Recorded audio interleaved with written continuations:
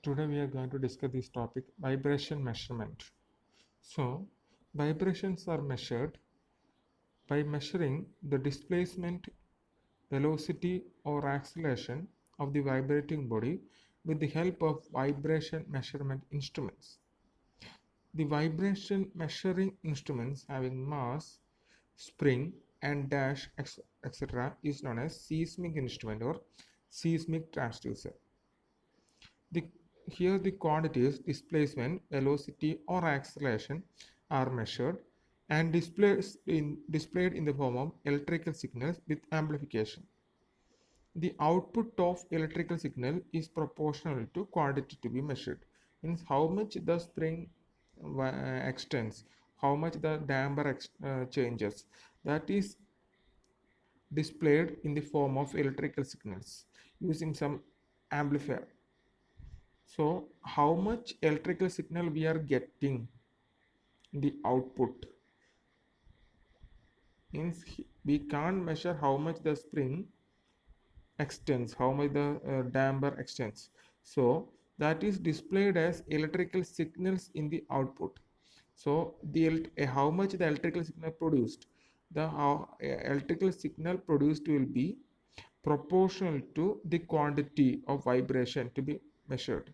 Means the amount of electrical signal produced and the amount of vibration produced will be directly proportional.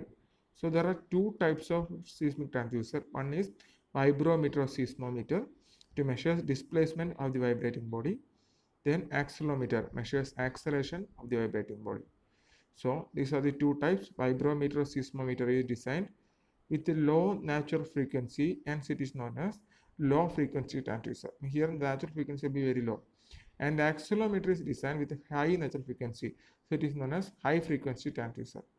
This is the graph of vibrometer seismometer. The same graph we have discussed the transmissibility. You can refer the here.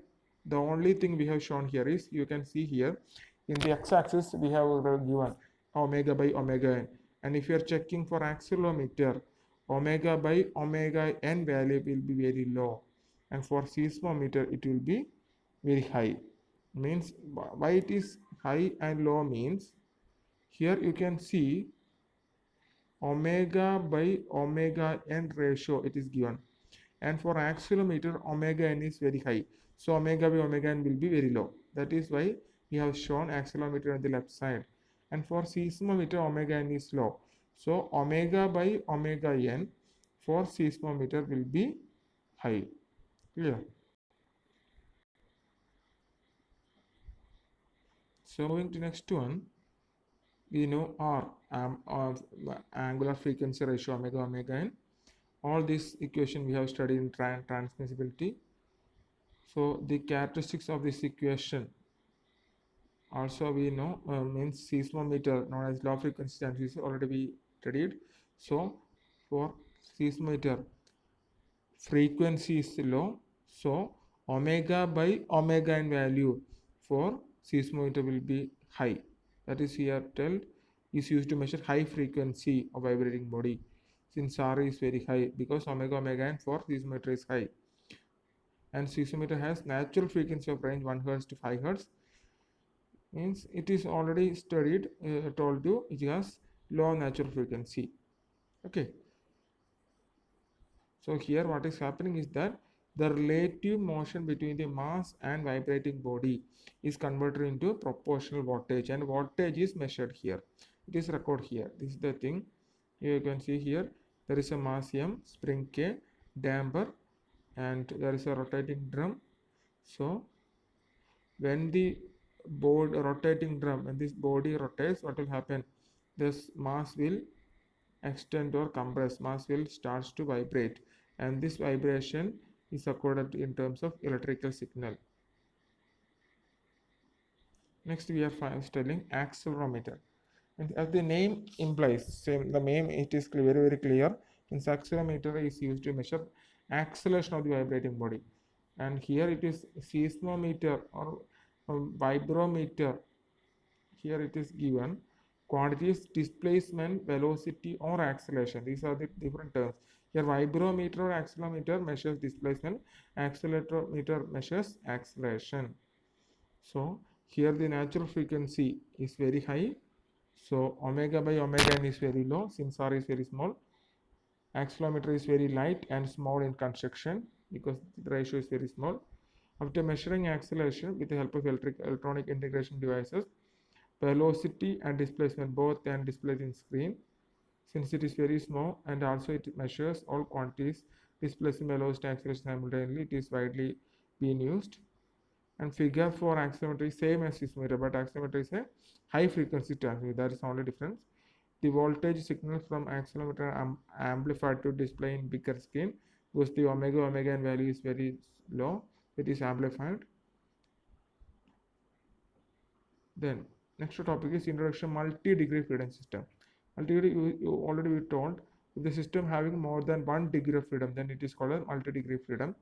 And this given figure 7.7 is 7.5 means if you are referring to the previous chapter, means the different spring system, that's all thing you can see. Means here more than 1 degree of freedom, so more than one equations of, we will have two equations of motion. If there are 2 degree, then 2 equations of motion, 2 natural frequency. If there are more than 2, then more than 2 equations of motion and more than 2 natural frequency. So more the number of degree of freedom, more complication to solve problem. So usually multi-degree freedom system is solved by computer. It is not possible to solve by usual system. This is usually used as a computer. And to determine natural frequency, these are the methods we are using: Rayleigh's method, Holz's method, Dengerle's method, Stodler method, Matrix method, Rayleigh's method. Here only we have studied these two methods, Rayleigh's method and Dengerle's method. Only these two methods we have used here. And this is the single degree freedom system. It is converted into multi-degree. You can see the figure here. In addition, in here only one mass and one pendulum. Here there are two pendulum and two mass. The system will become more complicated. Okay. So next topic is vibration exciters. Vibration exciter is an instrument used to measure vibration, or it is used for vibration testing in research and development as well as in calibration laboratories. It is used for calibration of vibration sensors, motion, transducers and calibrators. So simply telling what is simple vibration exciter means, it is a calibration instrument. It is just to measure vibration. Okay, used to produce. So vibration exciter is a device used to produce vibratory motion to a specimen, and then model analysis and testing can be done. Normally, it can be designed with a cam and follower mechanism to produce longitudinal vibration with a given range of frequency.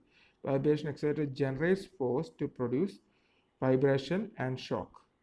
The exciters are designed to produce a given range of harmonic excitation force and displacement with a given range of frequency.